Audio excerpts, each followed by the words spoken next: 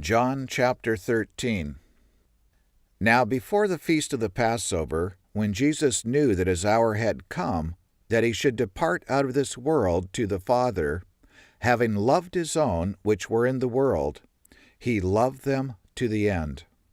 And supper being ended, the devil, having now put into the heart of Judas Iscariot, Simon's son, to betray him, Jesus, knowing that the Father had given all things into his hands, and that he came from God and went to God, he rose from supper and laid aside his garments, and took a towel and wrapped himself with it.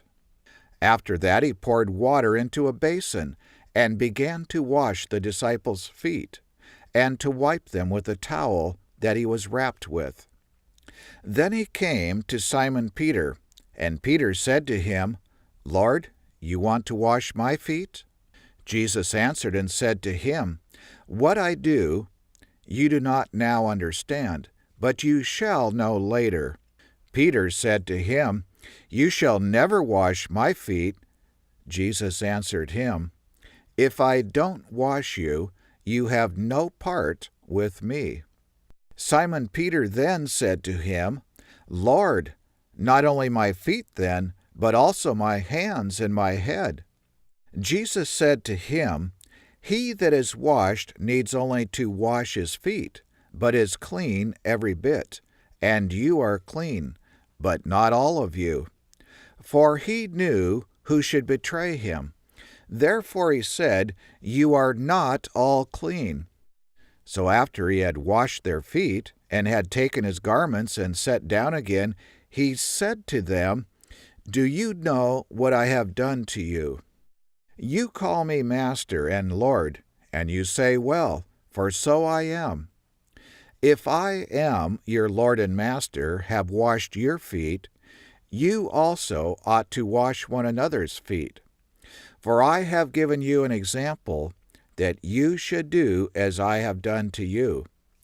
Surely, surely, I say to you, the servant is not greater than his Lord, neither he that is sent greater than he that sent him. If you know these things, happy are you if you do them. I don't speak to all of you, I know who I have chosen, but so that the Scripture may be fulfilled, he that eats bread with me has lifted up his heel against me.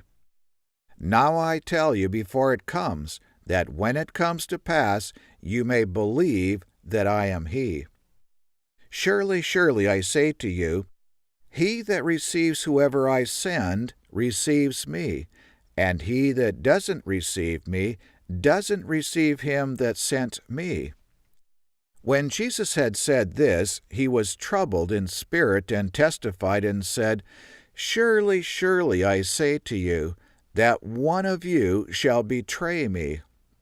Then the disciples looked one on one another, doubting of whom he spoke. Now one of his disciples there was leaning on Jesus' chest, whom Jesus loved. Simon Peter therefore requested of him that he should ask who it was of whom he spoke. He, then lying on Jesus' breast, said to him, Lord, who is it? Jesus answered, It is he to whom I shall give a piece of bread, when I have dipped it. And when he had dipped the bread, he gave it to Judas Iscariot, the son of Simon. And after the bread, Satan entered into him. Then Jesus said to him, What you do, do quickly. Now no man at the table knew the intent of what he spoke to him. For some of them thought, because Judas had the money bag, that Jesus had said to him, Buy those things that we have need of because of the feast, or that he should give something to the poor.